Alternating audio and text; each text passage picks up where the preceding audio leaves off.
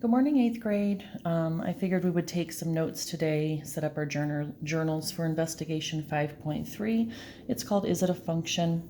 Yesterday you watched a Khan Academy video, just kind of introducing you to functions, and then you had to do about 4 or 5 problems where you evaluated functions.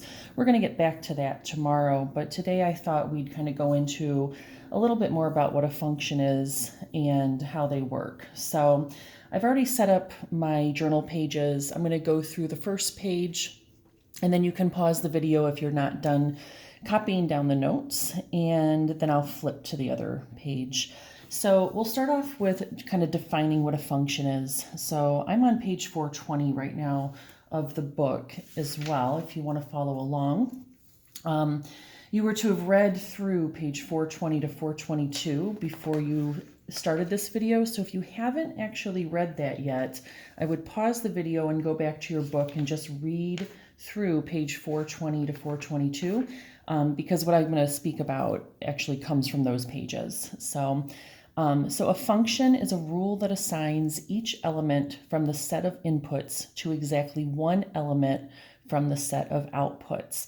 The book and the video that you watched yesterday, kind of outlined these little function machines. They actually had pictures of the machines in your book as to what functions are. So basically you put a number in, something happens inside of the little machine. That would be our rule. So that tells the input, what's going to happen to the input, and then the output gives you a very specific number. So every single input should have a very specific output.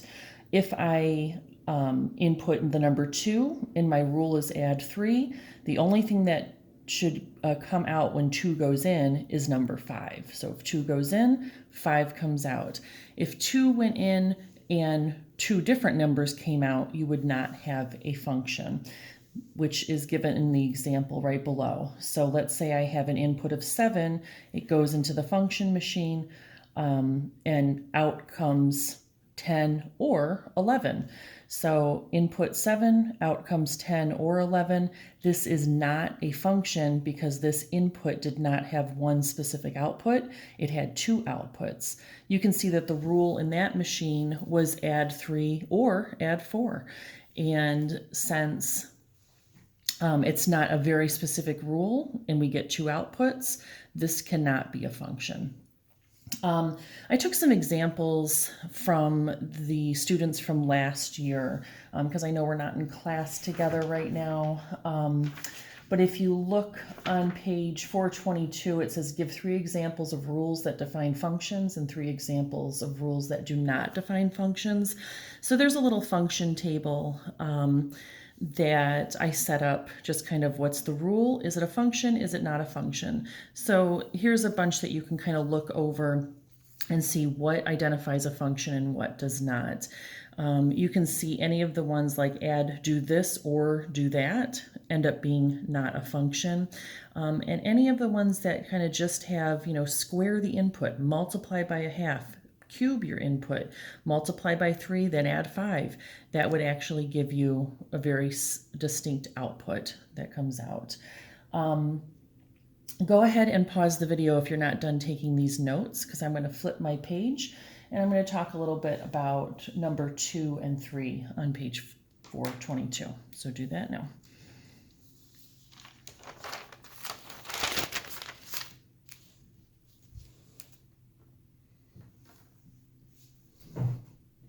All right, so we're going to talk about some notation. Yesterday, you watched the video where they talked about x and f of x kind of as notation for the input and the output. So at the top of my data tables that I have on this page, I went ahead and just put a couple of different ways that you can see what input and output look like.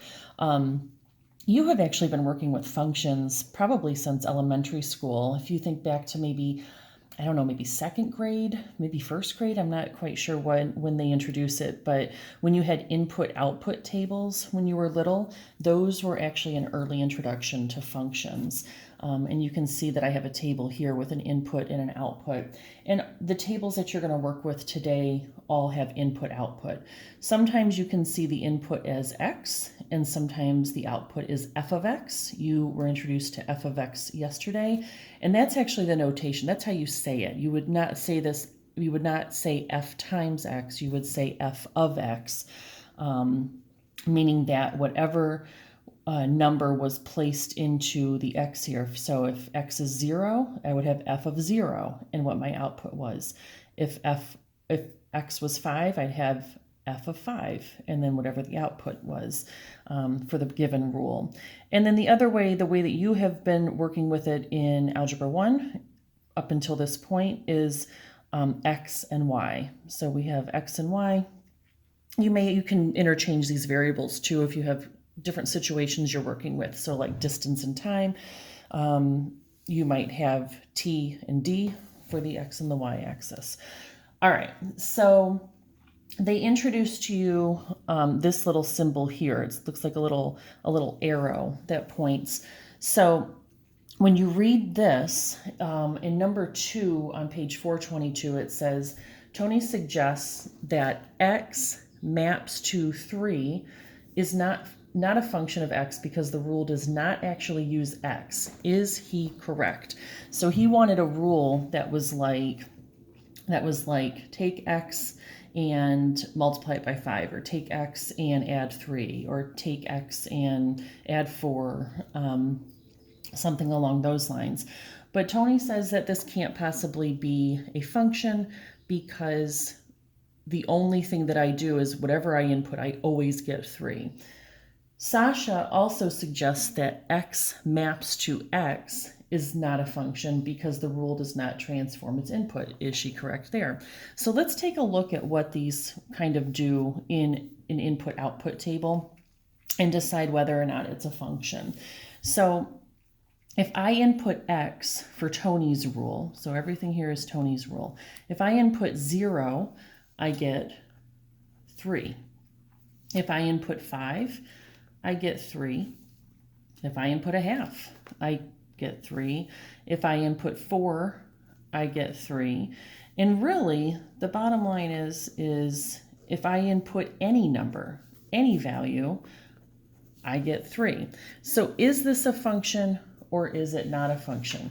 So if we look back or think back to our definition actually says that the rule, it's a rule that assigns each element from a set of inputs. So every number from the set of inputs must map to or must give exactly one output. So does that follow the rule? Does 0 have more than one output? Does 5 have more than one output? What about 4? What about a half? We don't see in this particular situation 0, 5, 1/2, 4, any number having any other output than 3. So as long as every number has a very specific output, in this case 3, we can say that Tony indeed has a function. So this is a function because each input has only one output. Each input has a very specific output. They're all the same output, but that's okay. The rule says that it just has to be a very specific output. I can't have one input giving me 2 different outputs or 3 different outputs. I have one here. So let's look at what Sasha had said. So Sasha says if I input whatever I input, I get the very same output. So if I input x, I get x. If I input 1, I get 1. If I input 2, I get 2. If I input -5, I get -5. If I input any number, I get exactly that number. So this also is a function. So both of these are indeed functions because every input had a very specific output. Now, It's the same as the input, but that's okay. Your rule says that it can only have one input. If you were given a data table and it looked something like this, so let's say I had an input of 2 and it gave me -2.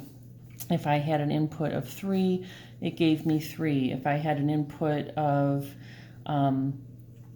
-2, it gave me 2. If I had an input of 5, it gave me -5. If I said 2 was 2, +2 was +2. And if I said that 1 was -1. So let's say I have something like this. I can see that most of these, every input has a very specific output, but I have a problem here with 2 of these numbers. So if you look at these 2 values, I can see that I have an input of 2 and an input of 2, and these 2 outputs are different. So here we have a problem. So in a data table, you can always tell if it's a function or not a function by looking at the x values. If you have 2 of the same x value, they need to map to or give you the same y value. If they don't, this is not a function. So this does not work. Now, if this said 2 is -2 and 2 is -2, you'd be in good shape. It would just show up 2 times on the data table, but because it doesn't, it's not a function. So today what you're going to be doing is you're going to be looking at some different functions. You're going to be making data tables that go from -3 to 3. So if it's a function,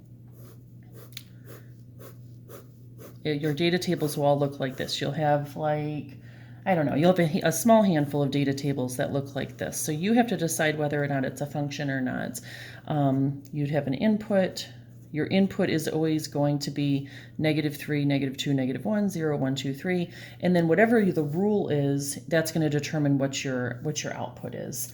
And you're going to have to determine whether or not the rule that they give you is actually going to give you 1 or 2 outputs once you get going on it. Underneath your data tables, for number 1, you're going to determine whether or not it's a rule or an actual function. But then number 2 says to actually use the symbolism. So if you determine that a handful of these are functions, for each one that's a function, you're going to write the rule in this form. So x maps to, and then what symbolism would you actually give it? So you can do that underneath the data tables for each one. So I'm going to put a little arrow up here too, just kind of saying that these 2 are both functions. And I think that's it. You're just going to do numbers 1 through 4 today on page 423. And if you have any questions, please throw a question into the stream or into the thread under the assignment for today. And I will be in touch with you tomorrow to talk a little more about function notation and evaluating functions with f of x. I will talk to you soon. Bye-bye.